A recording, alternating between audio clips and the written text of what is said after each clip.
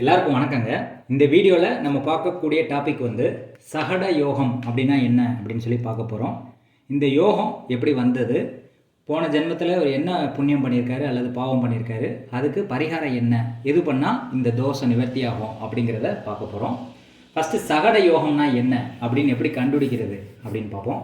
அதாவது குரு அப்படிங்கிற கிரகம் இருக்கக்கூடிய இடத்துல இருந்து 6வது இடம், 8வது இடம், 12வது இடத்துல வந்து சந்திரன் இருந்தது அப்படின்னா அதை வந்து சகட யோகம் அப்படின்னு சொல்லப்படுது. இப்போ உதாரணத்துக்கு குரு வந்து தனுசு ராசியில் இருக்குது. தனுசு ராசியிலேருந்து 1, 2, 3, 4, 5, 6ல் வந்து சந்திரன் இருக்கா. அப்போ இது சகட யோகம் அப்படின்னு சொல்லப்படுது.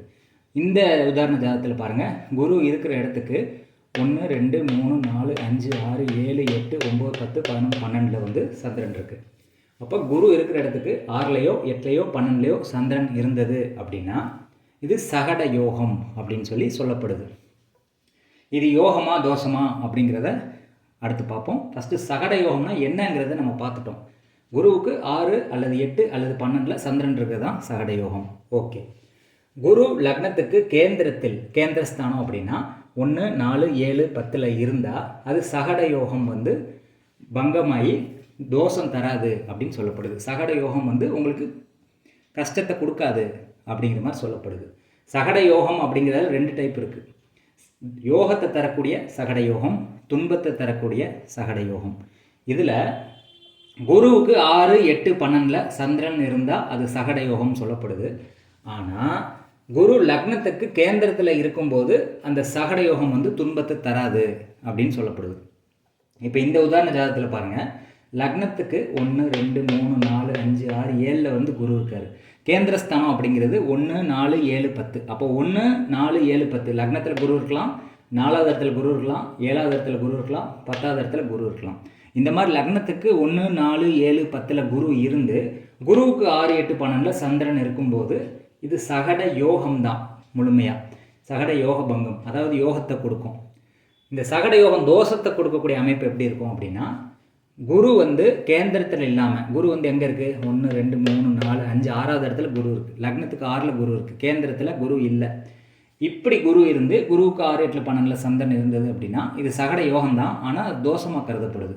உங்களுக்கு வந்து பாதிப்பை கொடுக்கக்கூடிய ஒரு யோகம்தான் சகட யோகம்.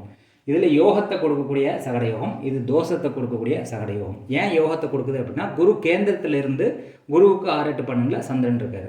இதில் வந்து குரு வந்து கேந்திரத்தில் இல்லை, 1, 4, 7, 10ல் குரு இல்லை.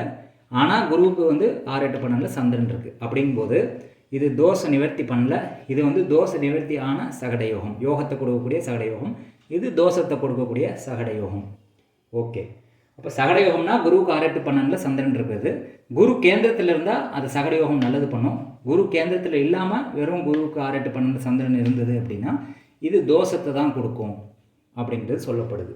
இது என்ன பலன் கொடுக்கும் சகட யோகம் அப்படிங்கிறதுனா, சகட யோகம் உள்ளவன் தான் சம்பாதித்த பொருளை கொஞ்சம் கொஞ்சமாக இழந்து அவ்வனமே திரும்ப பெறுவான். சகட யோகம் அப்படிங்கிறது தான் சம்பாதித்த பொருளை வந்து கொஞ்சம் கொஞ்சமாக இழப்பான். அதாவது இந்த தோஷமான சகட யோகம் இருக்கும்போது, இந்த யோகமான சகட யோகம் இருக்கும்போது அவன் இழந்து திரும்பவும் வந்து பொருளை வந்து சம்பாதிப்பான் அப்படின்னு சொல்லப்படுது. அதாவது பொருளை இழப்பான், இழந்த பொருளை திரும்பவும் அடைகிறது வந்து சகட யோகம். பொருளை இழந்து திரும்ப வந்து சம்பாதிக்க முடியல அப்படிங்கிறது வந்து சகட யோகத்தில் இருக்கக்கூடிய ஒரு தோஷம் அப்படிங்கிறத நீங்கள் புரிஞ்சுக்கணும். இது போன பிறகு என்ன பண்ணதுனால இந்த சகட யோகம் தோஷமாகவும் யோகமாகவும் வந்திருக்கு அப்படிங்கிறத பார்க்கும்போது, பிறரை ஏமாற்றி தனம் சேர்த்ததால் சகட யோகம் வந்தது. இன்னொருத்தன் காசை வந்து கொள்ளையடித்து நம்ம சம்பாதிச்சோம் அப்படின்னா இந்த சகட யோகம் அப்படிங்கிறது அவங்க ஜாதகத்தில் இருக்கும் அப்படின்னு சொல்லப்படுது. அதே காசை வந்து திரும்ப தானம் செஞ்சதுனால இந்த சகட யோக பங்கம் ஏற்பட்டது. இன்னொருத்தன் காசை கொள்ளையடித்து நம்ம சேர்த்ததுனால சகட தோஷம் வந்தது. ஆனால் அந்த காசை தர்மம் பண்ணி கொஞ்சம் செலவழித்ததுனால அது சகட தோஷங்கிறது சகட யோகமாக மாறிடுச்சு. இப்போ உதாரணத்துக்கு இதுதான் சகட யோகம்ங்கிறது. அதாவது குருவுக்கு 6ல் வந்து சந்திரன் இருக்குது, ஆனால் குரு வந்து கேந்திரஸ்தானத்தில் இருக்கிறதுனால இது சகட யோகமாக கருதப்படுது. சகட தோஷம்னா குருவுக்கு 12ல் சந்திரன் இருக்குது, ஆனால் குருவே வந்து கேந்திரத்தில் இல்லை அப்படிங்கும்போது சகட தோஷம். அப்போ இதை மட்டும் பண்ணியிருந்தீங்கன்னா சகட தோஷம் வந்திருக்கும். அதாவது இன்னொருத்தன் ஏமாற்றி காசு சம்பாரிச்சிருந்தீங்கன்னா சகட தோஷம் வந்திருக்கும். காசையும் சம்பாரித்து இன்னொருத்தனுக்கு தானமும் நீங்கள் பண்ணியிருந்தீங்க அப்படின்னா அந்த தோஷமும் வந்து யோகமாக மாறுது. அதுதான் சகட யோகம் அப்படின்னு சொல்கிறோம். ஓகே, இதுக்கு பரிகாரம் என்ன பண்ணால் இந்த தோஷம் நிவர்த்தி ஆகும்? இப்போ வந்து சகட யோகம் உள்ளவங்க தப்பிச்சுக்கிடுவாங்க. அதாவது பொருளை கொஞ்சம் கொஞ்சமாக இழந்து திரும்ப பொருளை வந்து சம்பாதிக்க ஆரம்பிச்சிருவாங்க சகட யோகம் உள்ளவங்க. சகட தோஷம் உள்ளவங்க வந்து பொருளை இழந்துருவாங்க, திரும்ப சம்பாதிக்க முடியாது. அப்போ அவங்களுக்கு என்ன பரிகாரம் அப்படின்னு பார்த்தா, திங்கக்கிழமை அல்லது வியாழக்கிழமை குழந்தைகளுக்கு தானம் செஞ்சால் இந்த தோஷம் வந்து நிவர்த்தி ஆகும். திங்கக்கிழமை அல்லது வியாழக்கிழமை உண்ணா நோன்பு இருந்து இந்த குழந்தைகளுக்கு நீங்கள் தானம் பண்ணிங்கன்னா சகட யோகம் வந்து உங்களுக்கு வேலை செய்யும், இந்த தோஷம் நிவர்த்தி ஆகும், சகட தோஷம் வந்து நிவர்த்தி ஆகும் அப்படிங்கிறது தான் இதில் சொல்லப்படக்கூடிய ஒரு கான்செப்ட். இந்த புரிதல் வந்து உங்களுக்கு கிடைச்சிருக்கும்னு நான் நம்புகிறேன். ஜாதகத்தை வந்து சும்மா பார்த்துட்டு பலன் சொல்லாதீங்க. அதில் என்ன தோஷம் இருக்குதுன்னு ஃபஸ்ட்டு கண்டுபிடிச்சி, எதனால் அந்த தோஷம் வந்துச்சுன்னு கண்டுபிடிச்சி அதுக்கு பரிகாரம் என்ன பண்ணணுங்கிறதையும் நம்ம சொல்லணும். அதுக்கு தான் நம்ம ஜாதகத்தையே பார்க்குறது.